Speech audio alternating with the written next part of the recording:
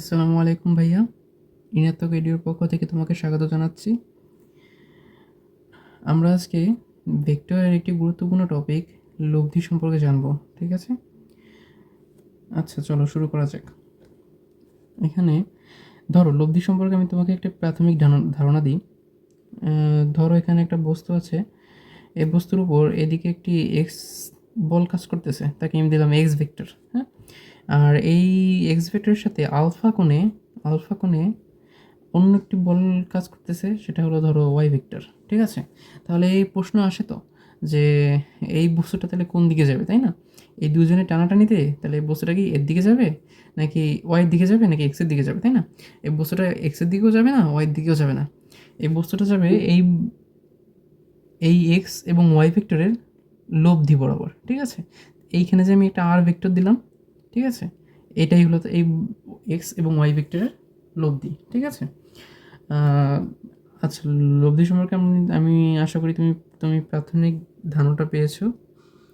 আচ্ছা চলো এখন লব্ধির কনসেপ্টে যাই। ঠিক আছে, লব্ধি সম্পর্কে জানতে হলে আমাদের অবশ্যই ভেক্টরের সামান্তরিক সূত্র সম্পর্কে ধারণা থাকতে হবে। ঠিক আছে, আচ্ছা চলো আমরা সামান্তরিক সূত্র থেকে শুরু করি।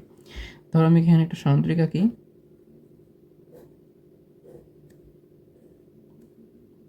ধরো এখানে পি ভেক্টর, এখানে কিউ ভেক্টর।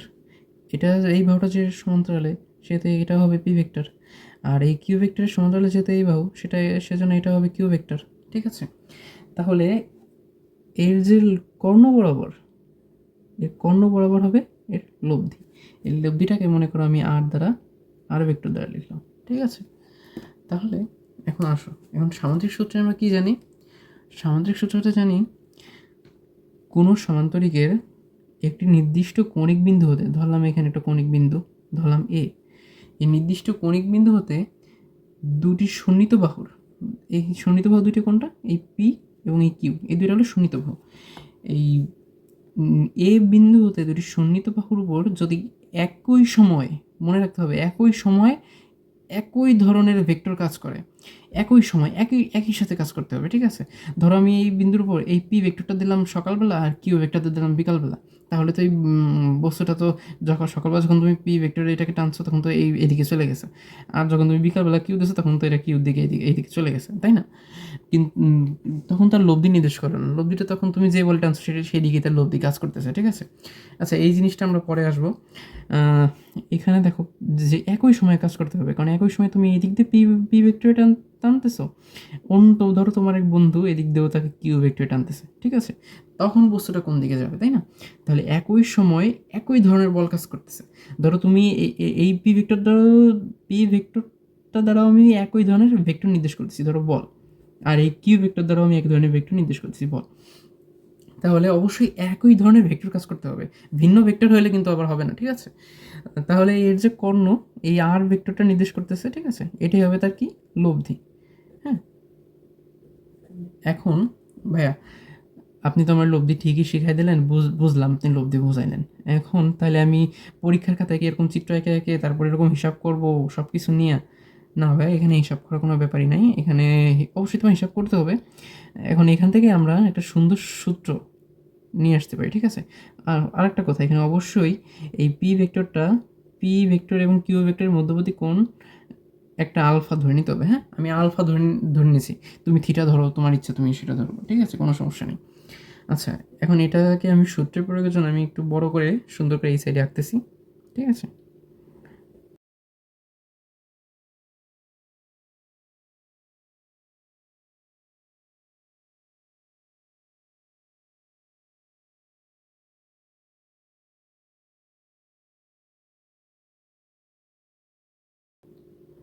আচ্ছা ভাইয়া দেখো, আমি এরকম একটা সমান্তরিক আঁকছি। হ্যাঁ, এখন এই আর ভেক্টরটাই কিন্তু তার লব্ধি নির্দেশ করতেছে। এখন এই আর ভেক্টরটাকে আমি কি জানি? আমি এখানে পি ভেক্টর জানি, কিউ ভেক্টর জানি, আর এদের মধ্যবর্তী কোণ আমি আলফা জানি। তাহলে আরটাকেও আমাদের এই চেনা ফর্মেটে আমার নিয়ে আসতে হবে, কারণ তোমার পরীক্ষায় তোমার এইগুলোই দেওয়া থাকবে। এখন তোমার আর ভেক্টরটাকে তোমার এই পি কিউ আর আলফার মাধ্যমে প্রকাশ করতে হবে। চলো আমরা আলফার মাধ্যমে প্রকাশ করি। আমরা এ বিট বাহুকে সামান্য বর্ধিত করি, আবার এই সি বিন্দু থেকে এই এবি বাহুর উপর ধরো বর্ধিত করে আমি এখানে ধরো আমি এফ বিন্দু পাইছি। হ্যাঁ, তাহলে আমি এখানে একটা লম্ব আঁকি ই বিন্দুতে, ধরে নিছি। তাহলে এখানে একটা অবশ্যই সমকোণী ত্রিভুজ উৎপন্ন হয়েছে। তাহলে কি লিখতে পারি আমি, কি লিখতে পারি বলো তো? ত্রিভুজ বিইসি একটি সমকোণী ত্রিভুজ, তাই না ভাই? একটি সমকোণী ত্রিভুজ, ঠিক আছে। যদি এই বিইসি যদি সমকোণী ত্রিভুজ হয়, তাহলে এ ইসি, এই এ ইসি এটাও একটি সমকোণী ত্রিভুজ। তাহলে আমি একই কথা লিখতে পারি, এ ইসি একটি সমকোণী ত্রিভুজ। হ্যাঁ, এখন আসো, আমি এই ত্রিভুজ এ ইসিতে আমি পিথাগোরাসের সূত্র ফেলাবো। কার? পিথাগোরাস, ঠিক আছে। পিথাগোরাসের সূত্র যদি আমি নিই তাহলে কি আসে? AC square is equals to A E square. দেখো, এই A E square plus E C square, E C square. হ্যাঁ, এখন আমি এখান থেকে কি জানি? আমি জানি A B is equals to P vector জানি, বি সি জানি, B C is equals to Q vector জানি। হ্যাঁ, কিন্তু আমি কি জানি না? আমি বিই জানি না, সিই জানি না, ঠিক আছে। হ্যাঁ, তুমি এক কথায় বলতে পারো যে যেহেতু এই ভেক্টরটা এইদিকে কাজ করতেছে, আর আমি এই বরাবরই বৃদ্ধি করছি, তাহলে এই পুরোটা পি ভেক্টর, তুমি বলতেই পারো, সেটা ঠিক আছে। কিন্তু সূত্রে পড়ানোর জন্য আমার পি আলাদা করে লাগবে। আচ্ছা চলো, আমরা সেটা পরে দেখি, বের করবো, ঠিক আছে। এই এসিটা তো এই লব্ধি নির্দেশ করতেছে, এসিতে এসি, তাই না?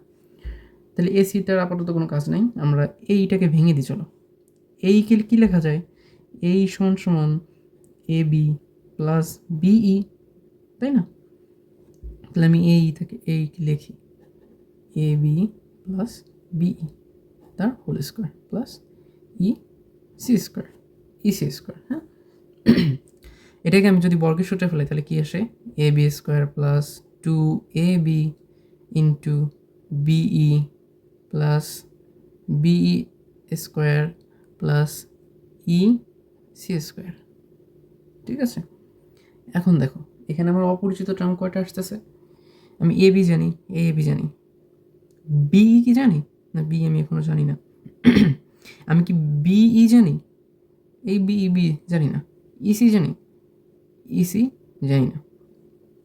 এখন চলো আমরা এই ইসি বের করি, ঠিক আছে।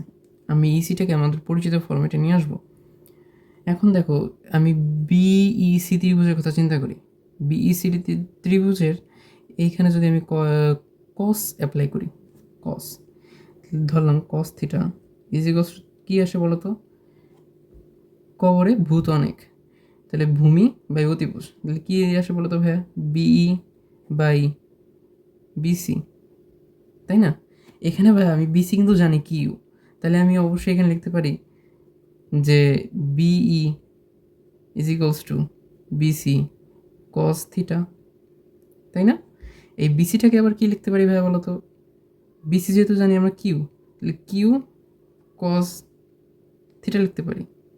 হ্যাঁ, এখানে ভাইয়া আমি এখানে কস থিটা না লিখে আমি এখানে, সরি আমার একটু ভুল হয়েছে, আমি এখানে আলফা লিখবো, কারণ আমি এখানে আগে আলফা ধরে নিয়েছি।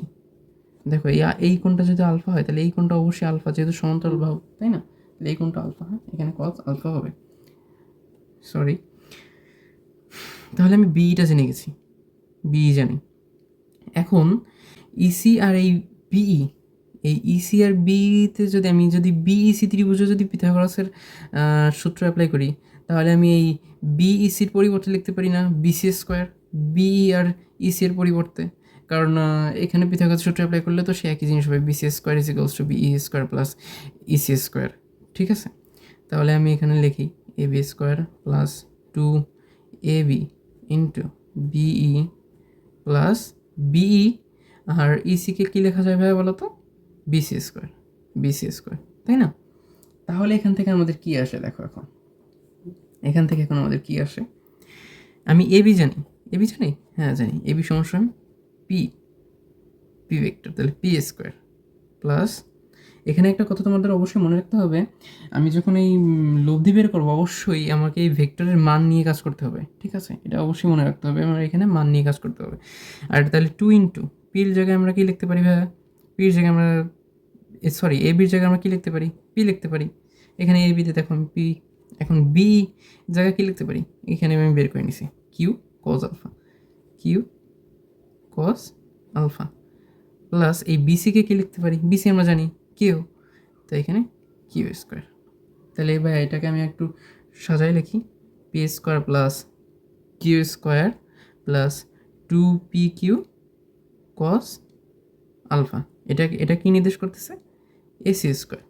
আর এসি দ্বারা কি বোঝাচ্ছে ভাইয়া, এসি দ্বারা এর লব্ধি বোঝাচ্ছে। তাহলে R square is equals to P square plus Q square plus 2pq cos alpha, তাই না?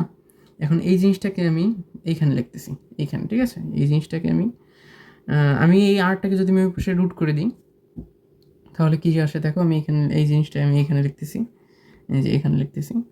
তাহলে R is equals to root over P square plus Q square plus 2pq cos alpha, ঠিক আছে? এই তাহলে আমরা একে দেখছো, আমরা পি কিউ এবং আলফা আমরা জানি, তাহলে পি কিউ এবং আলফার মাধ্যমে আমি আরটাকে প্রকাশ করছি। তাহলে এটা দ্বারা আমার কী নির্দেশ করতেছে বলো তো ভাইয়া, এই সূত্রটা কিসের সূত্র বলো তো ভাইয়া, আমাদের লব্ধির সূত্র, ঠিক আছে? এখন ভাইয়া আপনি তো আমাকে ঠিকই লব্ধি বের করে দেখাইলেন, এখন আপনি তো বলছেন লব্ধিও ভেক্টর রাশি, তাই না? লব্ধিও ভেক্টর রাশি, আর ভেক্টর রাশির কী লাগে বলো তো ভাইয়া, মান লাগে এবং দিক লাগে, তাই না? আমি আর এর মান পাইছি, কারণ পির জায়গায় আমি মান বসাইছি, পি কিউতে আমি মান বসাইছি, অবশ্যই এখানে পি ও কিউতে মান বসবে, ঠিক আছে? এটা কিন্তু ম্যান্ডেটরি। এখন দেখো, তাহলে আমার এখন দিক লাগবে। এখন এটা পির সাথে মনে করি থিটা কোণ করছে, ঠিক আছে? তাহলে আমি এখানে লিখি, অতএব tan theta is equals to কী লেখা যায়, টেরা লম্বা ভূত, ছোটোবেলা আমরা পড়ছি, তাই না? তাহলে কি আসে, আমি এখানে কিন্তু এ সি ই ত্রিভুজ অ্যাপ্লাই করতেছি, ঠিক আছে? তাহলে টেরা লম্বা ভূত যদি হয় তাহলে লম্ব এবং ভূমি লাগবে। তাহলে লম্ব কি আছে, ইসি, লম্ব বা এলো ভূমি কি আছে, এ ই, ঠিক আছে ভাইয়া? এখন এইটাকে আমি আবার কি লিখতে পারি বলো তো ভাইয়া, বিসি বাই ইসি বাই এইটাকে কি লেখা যায়, আমি এখানে একটু সেপারেট করে দিই এইটাকে লেখা যায় এবি প্লাস বিই। এখন ভাইয়া আমি কি সবগুলো মান জানি? হ্যাঁ ভাইয়া জানি, আমি এখানে কিন্তু এই সবগুলো মান বের করে আসছি। দেখো এবি দ্বারা কি নির্দেশ করতেছে, এবি দ্বারা নির্দেশ করতেছে পি ভেক্টর, তাহলে পি প্লাস বি দ্বারা কি নির্দেশ করতেছে, কিউ কজ আলফা, আর ইসি দ্বারা কি নির্দেশ করতেছে ভাইয়া, ইসি দ্বারা কি নির্দেশ করতেছে, আমি এখানে ইসি আমি এখান থেকে আমার বের করতে হবে। তাহলে এখানে সাইনের সূত্র ফেলাইতে হবে। তাহলে কি লেখা যায়, sine alpha is equals to, সাগরের লবণ অনেক, তাই না? তাহলে ইসি বাই এলো বিসি, তাই না ভাইয়া? বিসির মান কি আমি জানি? হ্যাঁ, বিসির মান আমি জানি। বিসির মান কি আসে, তাহলে আমি ইসির মান, তাহলে আমি বিসির মান যেহেতু আমি জানি, তাহলে EC is equals to BC sine alpha, তাই না? তাহলে বিসির মান যদি আমি বসাই দিই, বিসি ইজ ইকুয়ালস টু আমি কী জানি, কিউ, তাহলে এখানে কী চলে আসে, কিউ সাইন আলফা। তাহলে আমি এই কিউ সাইন আলফাকে আমি যদি এখানে বসাই তাহলে কী আসে, কিউ সাইন আলফা। তাহলে ভাইয়া দেখো এখানে কিন্তু একটা সূত্র হয়ে গেছে, যদি আমি এখানে লিখি ট্যান থিটা, তাহলে কী আসে বলো তো ভাইয়া, tan theta is equals to Q sine alpha by P plus Q cos alpha. এটা কিন্তু আমার কোণ নির্ণয়ের সূত্র, যে এই থিটা নির্ণয়ের সূত্র, ঠিক আছে? যে এই লব্ধিটা এই পির সাথে কত ডিগ্রি কোণে আছে, তাই না? আমি কিন্তু কোণও নির্ণয় করে ফেলেছি, আমি লব্ধিও নির্ণয় করে ফেলেছি, ঠিক আছে ভাইয়া? এখন দেখো এখন তোমাদের মনে প্রশ্ন আসতেই পারে, কোমলমতি মনে প্রশ্ন আসতেই পারে, ভাইয়া আমি কি তাহলে এই লব্ধিটাকে অবশ্যই শুধু একমাত্র পির সাথেই চিন্তা করব? না ভাইয়া, তুমি এটা কিউর সাথেও চিন্তা করতে পারো। আমি সেম এই একইভাবে আমি যেভাবে পি এ বির ক্ষেত্রে চিন্তা করছি, সেক্ষেত্রে তুমি কিউ ভেক্টরের সাথে চিন্তা করে এদিক দিয়ে এরকম ভেক্টর বাড়ায়, ঠিক আছে, তুমি এদিক দিয়ে বের করতে পারো অবশ্যই। তখন কিন্তু তোমাদের একটা হিন্টস দিয়ে দিই, তখন আমি কোন এইটা নিয়ে কাজ করবো জানো ভাইয়া? তখনও কিন্তু আমি এইটা নিয়েই কাজ করবো, এই দেখো, তখন এদিক দিয়ে আমি এইভাবে বাড়ায় নেবো, তাই না? তখন এখানে আমি লম্ব আঁকবো, তখন ওই জিনিসটা আমার ওইভাবে চলে যাবে। ওইভাবে যদি আমি বাড়াইনি তাহলে দেখবো ঠিক একই সূত্র আসতেছে, দুটো সূত্র ঠিক একই সূত্র আসতেছে। হ্যাঁ, এখন তোমরা বলতে পারো ভাই এই সূত্রগুলো তো খুবই কমপ্লেক্স, মনে রাখবো কীভাবে? চলো আমি তোমাকে কিছু ছোটো ছোটো টেকনিক শিখাই দিই যাতে তুমি সূত্রগুলো মনে রাখতে পারবা, ঠিক আছে? দেখো দেখো ভাইয়া, এখানে আর ভেক্টরটা কী হবে? Root over P square Q square, যে দুটো ভেক্টর দেওয়া আছে তার দুটো যোগফল, P square plus Q square, তার দুটো বর্গ করে যোগফল, plus two P Q into cos alpha cos দিয়ে এই পি কিউ যে মধ্যবর্তী কোণ। এখন এই মধ্যবর্তী কোণ যদি আমি থিটা ধরতাম তাহলে কি আমি এখানে আলফা লিখতাম? না, অবশ্যই না, আমি এখানে থিটা লিখতাম, ঠিক আছে?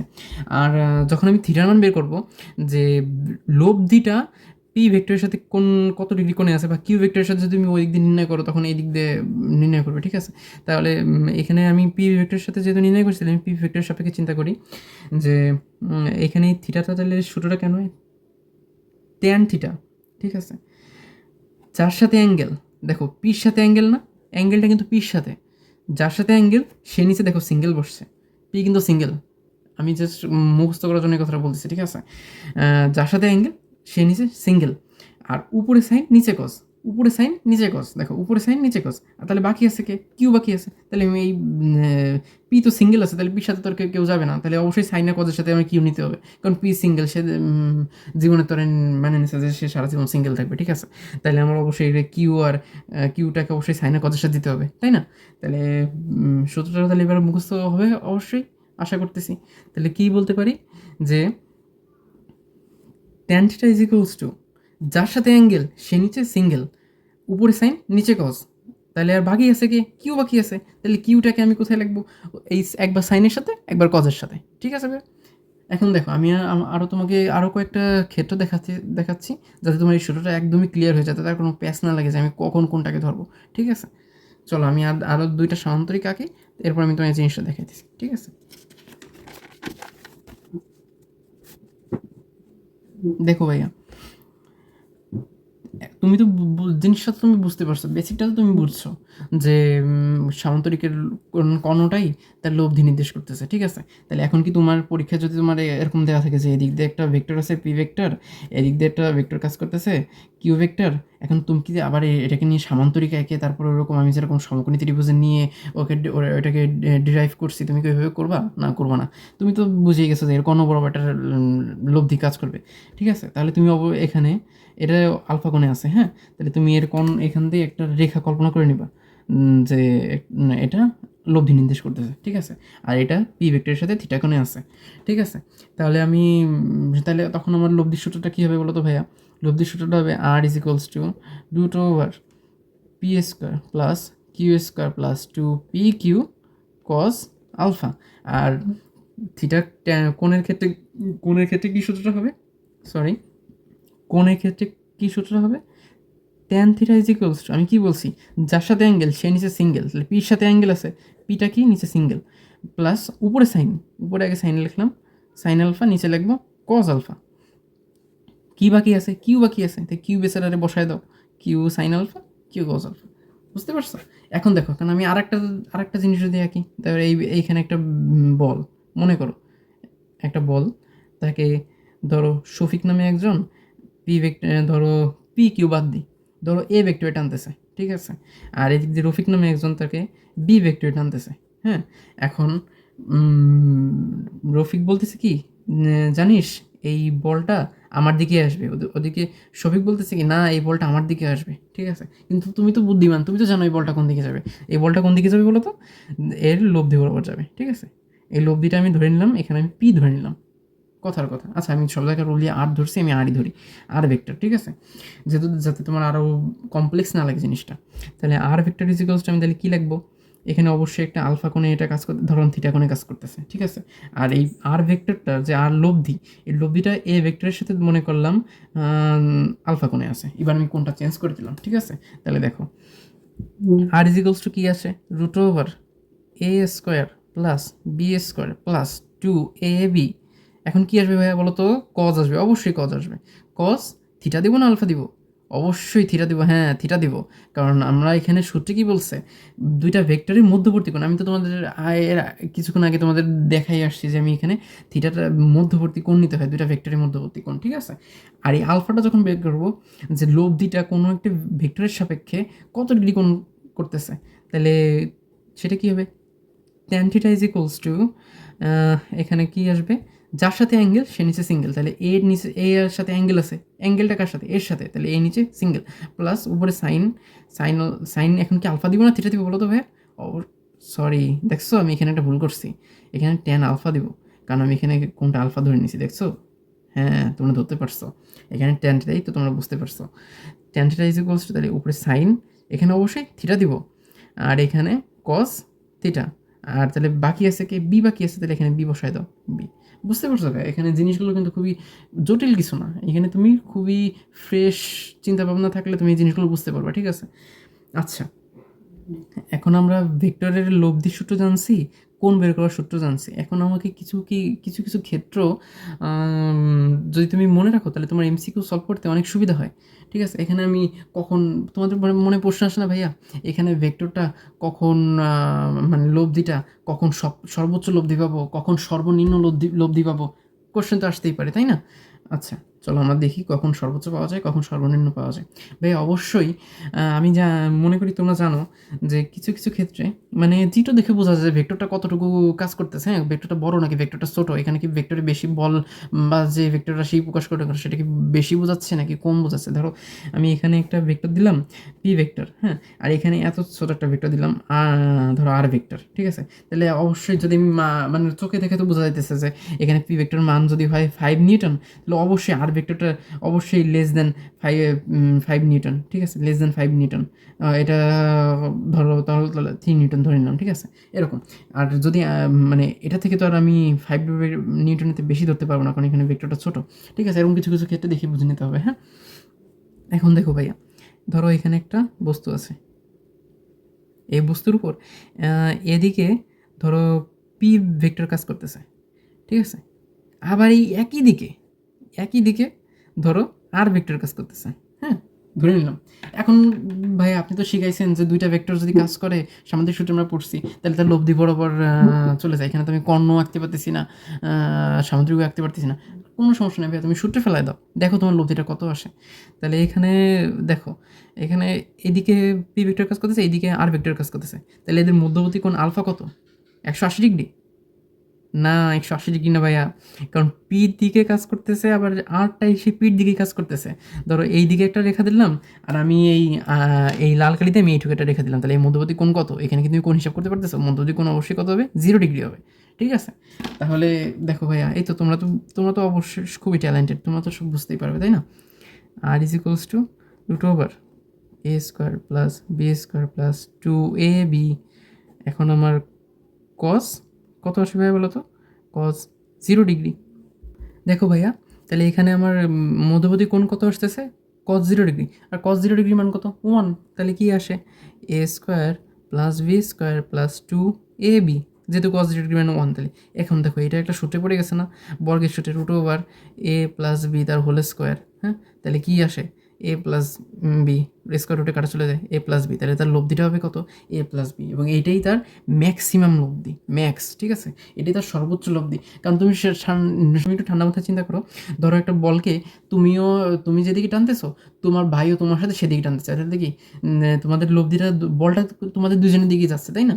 তাহলে তখন তোমাদের দুজনের বলের যোগফলটাই তো ওই বলের উপর কাজ করতেছে, ওই বলটার উপর এই বস্তুটার উপর, এই দুটো ভেক্টরের যোগফলই তো কাজ করতেছে, তাই না? তাহলে লোভটা, এটা আমরা আর ম্যাক্স পেয়ে গেলাম। এখন আর মিনিমাম কখন পাবো? ধরো এখানে আর একটা বস্তু নিলাম, এই দিক দিয়ে একটা ভেক্টর কাজ করতেছে পি ভেক্টর, হ্যাঁ, আর এদিক দিয়ে একটা ভেক্টর কাজ করতেছে আর ভেক্টর, ঠিক আছে। তাহলে এদের মধ্যবর্তী কোণ কত বলো তো ভাইয়া? হ্যাঁ 180 ডিগ্রি, 180 ডিগ্রি। তাহলে এটা আমি ধরো alpha is equals to 180 degree, তাহলে এখানে আর মিনিমাম কত হবে বলো তো ভাইয়া? R minimum is equals to, হ্যাঁ তোমরা তো সব বুঝতেই পারছো আর মিনিমাম কত হবে। এখানে p² plus r² plus 2 pr cause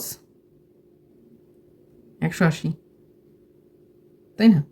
এখন ভাইয়া, ও সরি, আমি এখানে পি পি আর আর দিয়ে আমি এখানে এ আর বি চিন্তা করছি। আচ্ছা, তোমরা তো বুঝছোই, তোমরা তো বুঝে নিছো, সমস্যা নেই। আচ্ছা, আমি এটাকে এ আর বি বানাই দিই, তাই না? এ আর বি, হ্যাঁ ঠিক আছে, নো প্রবলেম। তাহলে এখানে কত আসে? P square plus R square, এখানে কস 180 ডিগ্রি মান কত বলো তো ভাইয়া? -1। কস 180 ডিগ্রি মান কত? -1, তাহলে -2 পি আর। তাহলে এখানে কি এটার কী সূত্রে পড়ছে বলো তো ভাইয়া? হ্যাঁ, এখানে বর্গের সূত্রে পড়ে গেছে, দেখো পি মাইনাস আর তার হোল স্কোয়ার। তাহলে স্কোয়ার রুটে কাটা চলে গেল, তাহলে কত আসে? পি মাইনাস আর। তাহলে আর মিনিমাম কত আসে? পি মাইনাস আর, তাই না? এখানে পি মাইনাস আর, এখানে আমি এটাকে আমি আরেকটা ভাবে লিখতেছি পি, এটা এই চিহ্নটা দিয়ে লেখার মানে কি জানো? কারণ আমি তো জানি না যে পি ভেক্টর বড় নাকি আর ভেক্টর বড়। মানে আমি তো এখানে চোখে দেখে বলতে পারতেছি যে পি ভেক্টরটা যেহেতু বড় দেখাচ্ছে তাহলে পি ভেক্টরের মান বড়, আর আর ভেক্টরের মান যেহেতু ছোটো তাহলে আর ভেক্টরের মানটা ছোটো, তাই না? তাহলে চোখে দেখতে আমি বলতে পারতেছি, কিন্তু এইখানে এইটাদের মানে হলো যে বড়টা আগে বসবে, বড়টা থেকে ছোটোতে বিয়োগ যাবে, ঠিক আছে? তাহলে এটা হবে তার আর মিনিমাম, ঠিক আছে? এরকম কিছু কিছু ক্ষেত্রে আমাদের যদি আমরা মনে রাখি, তাহলে আমাদের এমসিকিউ সলভ করতে অনেক সুবিধা হবে। কারণ দেখো, অনেক কোশ্চেনে তোমাকে দিয়ে দেবে যে এই ভেক্টরটা এই দিকে কাজ করতেছে, এই ভেক্টর এই দিকে কাজ করতেছে, তাহলে তখন কি তুমি আবার কোন বের করে ক্যালকুলেটারে এতক্ষণ চাইবে এই করবা? না, তুমি তো জানো, তোমার তুমি শিখাই দিছি যে এখানে কোনটা হবে। তাহলে তুমি যদি দেখো যে একই দিকে কাজ করতেছে, তখন তুমি যোগ করে দিয়ে উত্তরটা বের করে দেবা। আর যদি দেখো যে বিপরীত দিকে কাজ করতেছে, তখন তো তুমি বিয়োগ করে দিলে তোমার জিনিসটা অবশ্যই এটা 180 ডিগ্রি হইতে হবে, আর এটা 0 ডিগ্রি হইতে হবে। এখন তোমাদের কোমলমতি মানে প্রশ্ন আসতেছে, ভাইয়া তাহলে 90 ডিগ্রি হলে কী হবে? আপনি 0 দেখালেন, 180 দেখালেন, আমাদের পরিচিত একটা ফর্ম্যাট 90 ডিগ্রি, তখন কী হবে? হ্যাঁ দেখো ভাই, 90 ডিগ্রি হলে কি আমি এখানে কোনাকুনি করে দেখাতেছি। ধরো এই বলের উপর যে এদিক দিয়ে কাজ করতেছে পি ভেক্টর, আর এদিকে 90 ডিগ্রি কোণে আর ভেক্টর কাজ করতেছে, ঠিক আছে? এখন তাহলে এখানে 90 ডিগ্রি, তাহলে কস 90 ডিগ্রি মান কত? তাড়াতাড়ি বলো ভাইয়া, কস 90 ডিগ্রি মান কত? কস 90 ডিগ্রি মান 0। তাহলে কত আসে? R is equals to P square plus R square. আর এখানে তো কস 90 ডিগ্রি মান তো 0 হয়ে যেতেছে, তাই না? এখানে 90 degree, alpha is equals 90 degree, তাহলে কস আলফার মান যদি 0 হয়ে যায় তাহলে P square plus Q square. তখন এখানে সূত্রটা আসতেছে কী বলো তো? R is equals to P square plus R square, তাই না? তোমরা কিন্তু এইভাবে খুবই সহজেই দ্রুত এমসিকিউ সলভ করতে পারো, ঠিক আছে? আচ্ছা, এই যা ছিল মোটামুটি লব্ধির কনসেপ্ট, হ্যাঁ। এখন এই যদি তোমরা, আশা করি তোমরা খুব সুন্দরভাবে লব্ধির কনসেপ্টটা বুঝতে পারছো।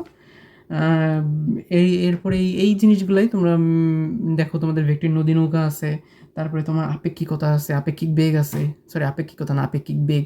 ওই আপেক্ষিক বেগেও কিন্তু এই লব্ধিরই কনসেপ্ট কাজে লাগে, তাই না? তখন আমরা লম্বাংশ উপপাদ্য আছে, আমরা ওইগুলো দিয়ে অনেক ভেক্টর যখন থাকে একটা বস্তুর উপর যদি অনেক ভেক্টর কাজ করে, তখন সেটা আমরা লম্বাংশ উপপাদ্য দিয়ে খুবই সহজে বের করতে পারি, তাই না? তখন এরকম এত লব্ধির ক্যাসেল করা লাগে না, কিন্তু ওটাও কিন্তু লব্ধি নির্ণয় করতেছে, তাই না? আচ্ছা ভাইয়া, আশা করি তোমার এই কনসেপ্টটা খুবই সুন্দরভাবে বুঝতে পারছো।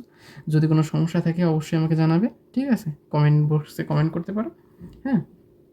আর যারা ইউটিউব থেকে দেখছো, যারা ফেসবুক থেকে দেখছো, অবশ্যই এই চ্যানেলের সাথেই থাকবা, ঠিক আছে? এরকম মজার মজার কনসেপ্ট সহজে বুঝে নিতে চ্যানেলের সাথেই থাকবা, ঠিক আছে? আর যে কনসেপ্ট সম্পর্কে তোমরা জানতে চাও, ফিজিক্স, কেমিস্ট্রি বা ম্যাথ বা বায়োলজি, যে কোনো কনসেপ্ট সম্পর্কে তোমরা জানতে চাও, আমি ইনশাল্লাহ সেই নিয়ে ভিডিও আপলোড করে দিব, ঠিক আছে? তাহলে ভালো থাকো, সুস্থ থাকো, আজকে এইটুকুই। আল্লাহ হাফেজ।